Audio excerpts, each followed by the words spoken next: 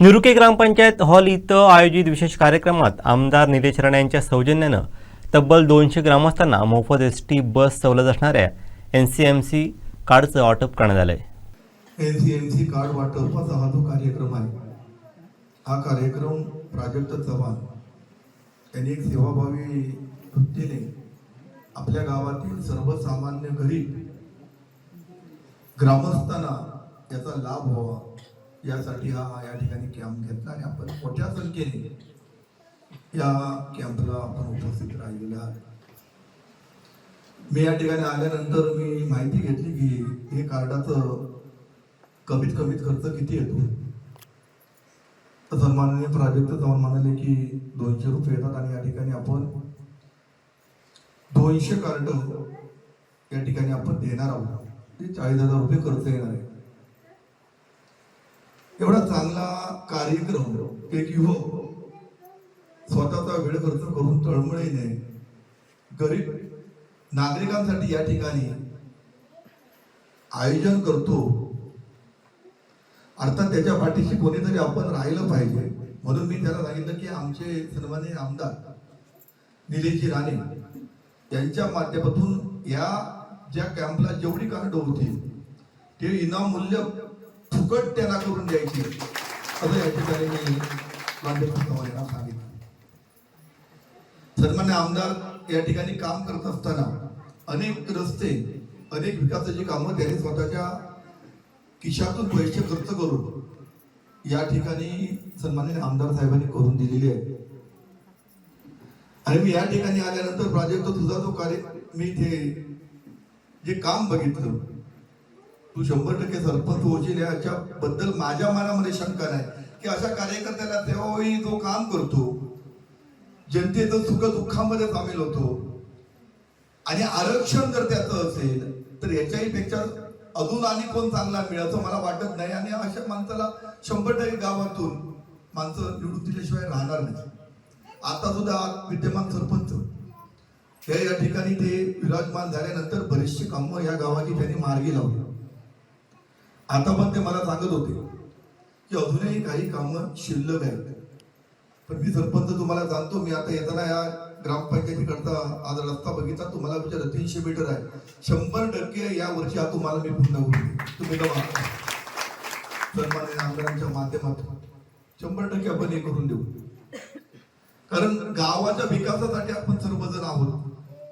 गावात विकास, रोजगार आणि पायाभूत जी सुविधा आहेत याच्या संदर्भात आपण या ठिकाणी, आणि मी सरपंच तुम्हाला हे सांगतो, मी तुम्हाला माझा नंबर जो आता जो दिलाय, मला 24,000 रात्री 3 वाजता जरी फोन केला तरी जर मी उचलला फोन नाही ना तर राजकारणात राहणार नाही. कोणी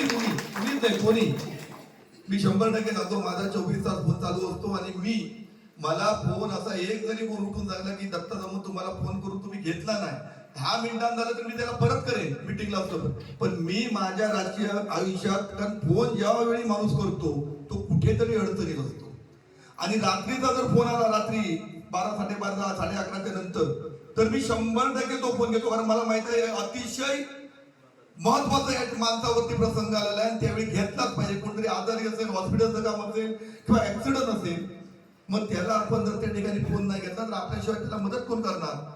त्यावेळी 100% रात्री 11च्या नंतर सकाळी 6 वाजेपर्यंत तरी मला फोन केला. आणि माझा एक विषय आहे, एका रिंग मध्ये मी फोन उचलतो. रात्री 2 वाजता करून बघा, मला काय माहित नाही, पण एक रिंग झाल्यानं दुसऱ्या रिंगच्या आधी माझा फोन मी रिसीव केलाच असणार.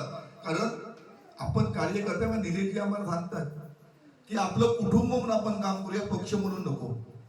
निवडणूक येतील जातील, आमदार होतील, खासदार होतील, मंत्री होतील, त्याच्याशी आपलं काय देणं घेणं नाही. पण आमचे आमदार काय म्हणतात की आपला परिवार असला पाहिजे.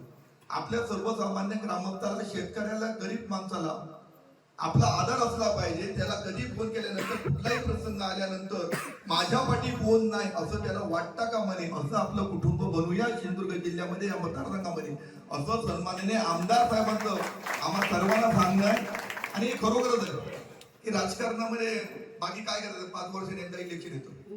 परंतु प्रत्येक व्यक्तीला, आपल्यापेक्षा गरीब व्यक्तीला, कदाचित आपल्यापेक्षा श्रीमंत जे लोक आहेत त्यांना आपली काही गरजच नसणार.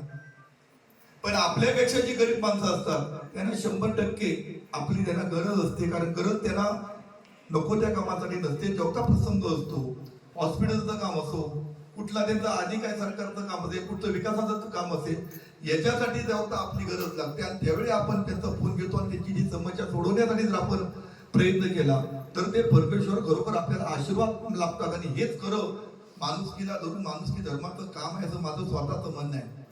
आज प्राजक्त मी तुला सांगतो, तुला पण माझ्या पक्षामध्ये तुला पण 100% येत्या 8 दिवसामध्ये तुला जिल्हास्तरीय पद मी दिल्याशिवाय राहणार नाही. पण त्याच्याही पलीकडे मी सांगतो की मी जिल्हा प्रमुख म्हणून माझा वैयक्तिक माझ्या कोट्यामध्ये म्हणजे माझ्या स्वतःच्या खात्यामध्ये मी तुला समाविष्ट करून घेऊन असे कॅम्प तुला मी अनेक उपला लावून त्यांना तिथे मदत मी करेन. पण आपण पक्षाच्या वतीने असे कॅम्प घेऊया, 50% मध्ये आपण कारण देऊया प्रत्येक गावामध्ये. म्हणजे शेवटी या लोकांना माहित नसतं आणि इथून शहरामध्ये जायचं, तिथे थांबायचं, कोणतरी ते अधिकारी असणार, त्यांना तिथे सर्व्हिस मिळत नाही, 2-2, 4-4 मग माणूस कंटाळतो आणि तो म्हणतो मरून तेच खान. पण आता कसं बघा, इथे 200 लोकांचं एका वेळी होणार, हेच खरं काम आहे. इथे 200 लोकांना याच गावामध्ये त्यांच्या ग्रामपंचायतीमध्ये सन्मान्य सरपंच असतील, त्यांचे सर्व सहकारी असतील आणि प्राजक्त चव्हाण असेल, यांच्या माध्यमातून एका वेळी 200 लोकांना कार्ड. आणि या कार्डाचा काय उपयोग आहे, दादा साहिल यांनी आपल्या मनोभावामध्ये आपल्याला सविस्तर सांगितलेलं आहे. हा कार्ड किती महत्वाचं हे कार्ड आहे हे सन्माननीय साहिल साहेबांनी या ठिकाणी सांगितलेलं आहे. मी पुन्हा एकदा सरपंच आपले आणि प्राजक्त आपल्या सर्व सहकाऱ्यांचे मी अभिनंदन करतो. आपण चांगले कार्यक्रम घेता. आज या ठिकाणी आमचे नागेश अहिर या ठिकाणी जिल्हा परिषद सदस्य. मी अहिर साहेब तुम्हाला पण सांगतो, तुमच्याकडे आता जिल्हा नियोजनाचा निधी आलेला आहे.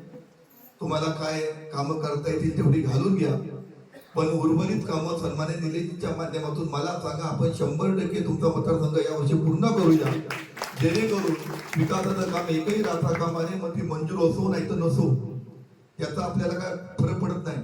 आपल्याला करायची म्हणजे ती करायचीच आहे. अशा प्रकारचं काम आपण वाडी वस्तीमध्ये करूया.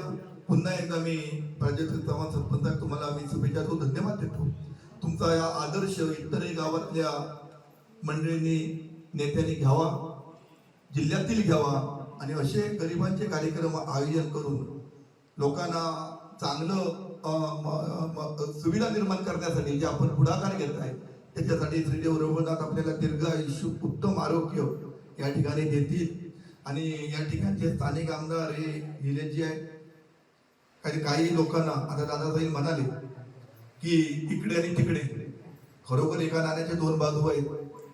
पण मी सुद्धा 90 सालापासून सन्माननीय